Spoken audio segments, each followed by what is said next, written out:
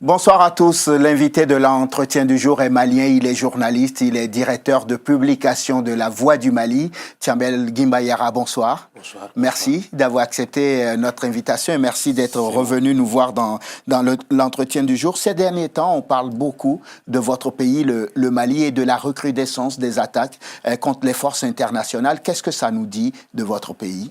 Ça nous dit tout simplement que nous sommes dans une crise cyclique où les acteurs sont à géométrie variable impliqués dans cette crise-là. Nous avions un pays qui se bat pour recouvrer son intégrité, qui est de fait là, mais qui se bat surtout pour instaurer sur une grande partie de son territoire la sécurité. Après une crise cyclique qui va et qui vient, après cette lutte engrangée avec l'appui de la communauté internationale contre le terrorisme, ce n'est pas une chose facile aujourd'hui. Le Mali avance dans l'instauration de la sécurité et de la paix sur l'ensemble de son territoire, alors les forces nébuleuses, les forces obscurantistes aussi résistent, elles ont fédéré, elles se battent, elles font front, et c'est à nous de fédérer plus et de se tenir prêts beaucoup plus et avec une stratégie cohérente pour remporter cette victoire finale contre les terroristes. Quand on voit le mode opératoire de la dernière attaque contre la base de la MINUSMA et de la force Barkhane, on se dit que ce ne sont plus des narcotrafiquants qui sont en train d'attaquer là. Contrairement à ce que vous nous avez dit pendant très longtemps pour dire non, le Nord est occupé par des narco-djihadistes trafiquants. Et on dépasse la capacité de frappe des narcotrafiquants. Nous sommes dans une configuration où ces forces ont évolué et la force de feu également a évolué. Si c'était jadis des fusils AK-40 qu'ils utilisaient, aujourd'hui c'est pratiquement des roquettes qu'on utilise au nord du Mali. Cela veut dire tout simplement qu'ils ont bénéficié de formation. Cela veut dire tout simplement que ces forces du mal se sont coalisées et ça a fait un appel de vent. D'autres sont venus d'ailleurs pour renforcer cela parce que quand ces forces-là perdent en Irak, quand elles perdent en Libye, elles se retrouvent en déshérence de cause au nord du Mali qui fait un appel de vent là pour que ces hommes se retrouvent là pour renforcer ce îlot irrésistible intégriste qui se trouve dans cette partie du pays. On voit effectivement, on constate malheureusement que la force de feu évolue.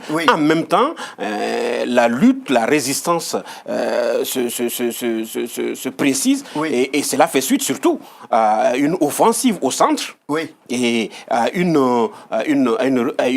reprise à main de la situation dans le septentrion. Mais la gamme n'est pas complète. Elle n'est pas complète s'il n'y a pas de désarmement, s'il n'y a pas de cantonnement, si tout ce processus-là n'est pas mené ensemble et qu'on ne cible pas l'ennemi commun qui est là, où il n'y a pas de possibilité de transhumance entre les groupes armés. Oui, si je résume votre pensée, c'est que vous me dites, oui, effectivement, la force de frappe a augmenté. Oui, effectivement, on a l'impression qu'on est monté d'un cran dans l'intensité de la frappe et les armes utilisées aussi sont de plus en plus sophistiquées et que probablement que ces groupes qui étaient là ont bénéficié d'appuis logistiques et même de ressources humaines venues de l'Irak, de Syrie, en passant par la Libye. D'ailleurs, tout à fait, c'est venu de ces zones-là. Comment est-ce possible ça ? C'est venu de ces zones-là parce que, tout simplement, depuis la fin de l'opération Serval, avant l'enclenchement de Barkhane, la force était rétrécie. Ils étaient en désespérance de cause et en débandade un peu partout dans le Sahel. C'était le constat sur le terrain. Avec la montée en puissance de ces dispositifs mis en place par le Mali avec l'appui de ses partenaires extérieurs, on voit également à la faveur de l'opération au centre que cette débandade encore s'est accrue et qu'au nord, on retrouve une puissance de feu. Certes, mais on retrouve également une désessence de cause. C'est le dernier baroudeur qui sont en train de mener les forces intégristes. Vous dites que ce sont des soubresauts d'un animal agonisant, mais on n'a pas le sentiment que c'est le cas. Juste une question, parce que ça m'a beaucoup travaillé en préparant notre entretien. D'où viennent ces armes sophistiquées qu'utilisent les terroristes ? Toute la question qui se pose à chacun d'entre nous, que les pays du champ doivent se poser, que la communauté internationale doit se poser.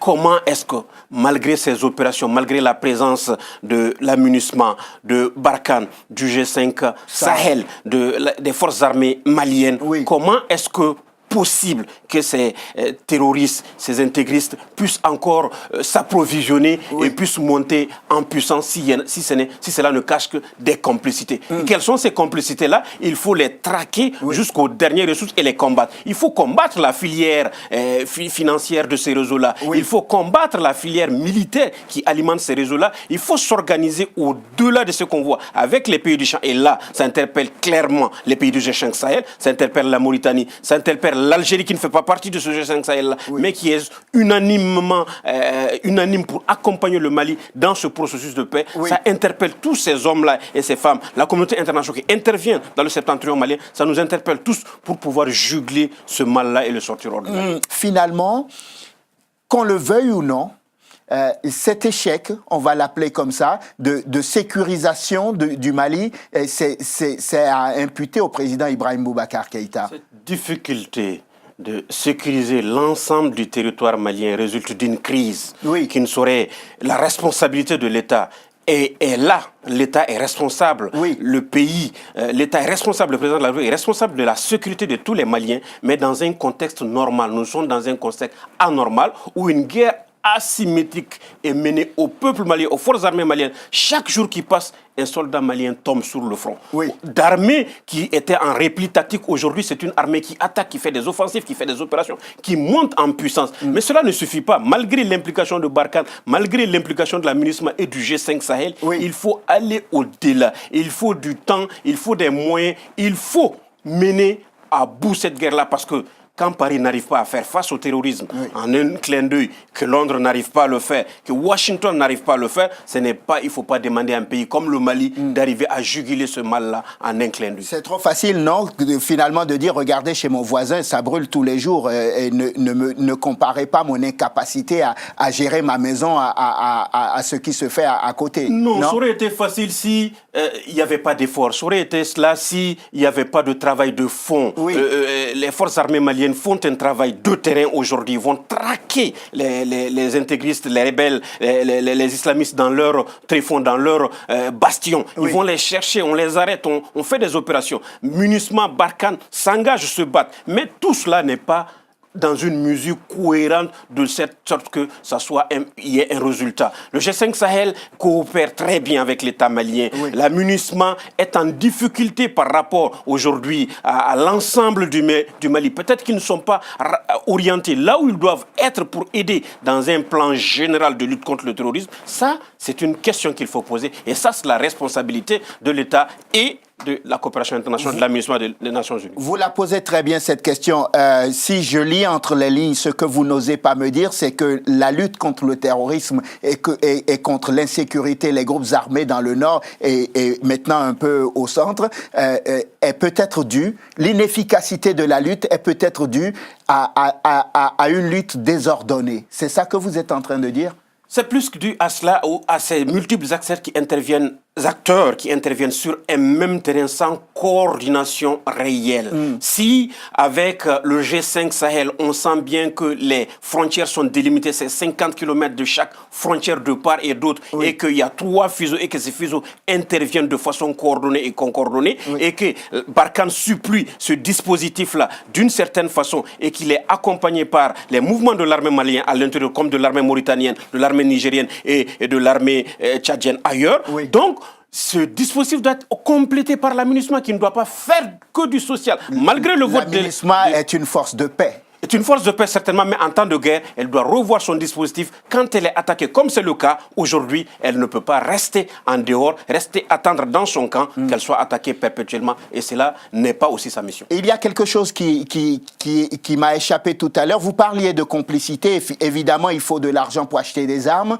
Il faut des moyens logistiques pour les acheminer jusque dans les lieux où se trouvent ces hommes armés. Et ce que vous ne dites pas, et peut-être que vous le faites exprès, il y a une vraie complicité aussi au sein de la population, parce que ces gens-là ne poussent pas du sous-sol un matin, ils vivent forcément au sein d'une population. Bien sûr.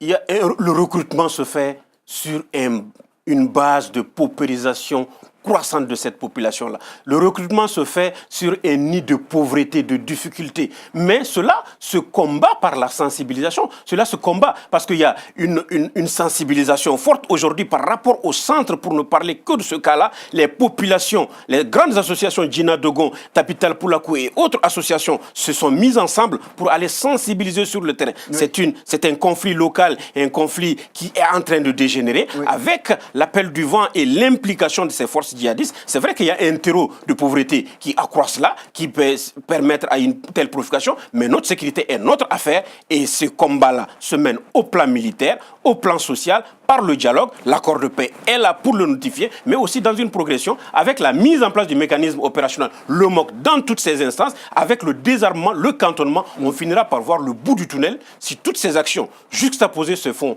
une après une et ensemble pour un même résultat.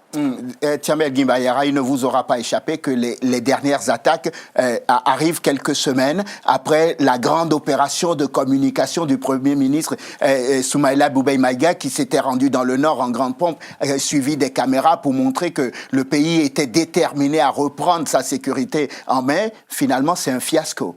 Non, ce n'est pas une opération de communication. Le Premier ministre du Mali répond à un appel des populations. Oui. Cette zone a été longtemps abandonnée par l'État. C'est difficile pour que les autorités viennent rassurer, prendre langue avec les populations, discuter avec elles de leurs préoccupations. Oui. Le Premier ministre effectuait une tournée dans les grandes villes de cette zone-là qui a commencé par Taoudoni le 23 à Kidal. L'étape de Kidal était une étape assez importante. On se rappelle d'ailleurs qu'il y a eu donc une attaque à la veille de ce déplacement qui ne l'a pas découragé. Il est parti. Oui. Et donc ce mouvement-là ne l'a pas découragé, ça ne l'a pas empêché d'aller. Il sait que c'est difficile, que la sécurité est sa première mission et que cela s'inscrit aussi dans une orientation du président de la République qui veut qu'on prenne le pouls de la situation pour traiter l'affaire. Et je crois que ça appelle à tous les Maliens, à l'unanimité, de se mettre ensemble pour résoudre cette crise parce qu'elle n'est pas politique. Ça y va de l'existence du pays, ce n'est plus une question politique et je crois que tu ne trouveras aucun Malien qui s'opposera à cela si ce n'est que de vendre une illusion politique à laquelle aujourd'hui rien ne peut résister. Dans ce contexte d'insécurité généralisée, comment peut-on envisager l'organisation d'une élection présidentielle dans 4 mois? Nous sommes dans une démocratie. Et le président de la République a été élu avec un mandat de 5 ans. Ibrahim Boubacar Keïta a investi le 4 septembre 2013. Son mandat arrive à terme à la même date en 2018. Il faut renouveler les institutions. Il faut redonner confiance au peuple. La situation était beaucoup plus compliquée en 2013. Quand on est arrivé en 2013 à organiser des élections, on doit respecter la Constitution qui est la mère de la nation, qui est la seule garante de l'intégrité, de cette intégrité au nom de laquelle tout le monde se bat. Et le Mali doit relever ce défi-là et s'est montré capable de le faire. Par le passé, des élections doivent être organisées pour qu'une transition ou non une continuité, en tout cas, que les décisions qui sortent des urnes soient appliquées à l'ensemble du territoire malien. Et les décisions sont des décisions souveraines des Maliens qui seront appelés à prendre leur destin en main, à glisser le bulletin dans l'urne pour choisir pour leur destin. Choisir leur destin, probablement, ce sera sans doute sans le président Ibeka, vu le nombre d'adversaires qu'il a désormais, non?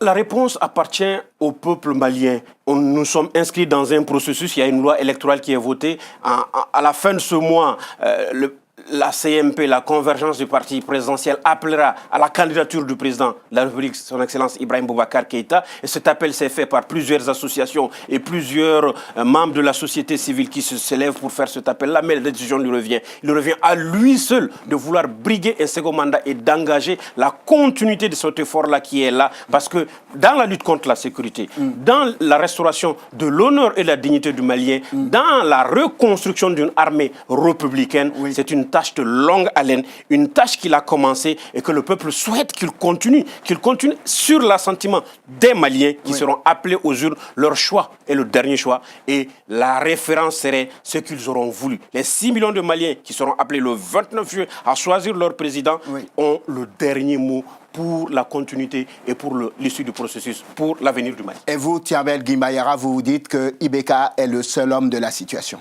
Je pense que le président de la République, tout ce qu'il a pu faire comme tâche posée comme acte, vu l'appel, vu l'engagement qui est le sien, la combativité qu'il a menée jusque-là et toute la maîtrise des dossiers, il me semble assez logique que cette continuité se fasse pendant 5 ans pour arriver au bout.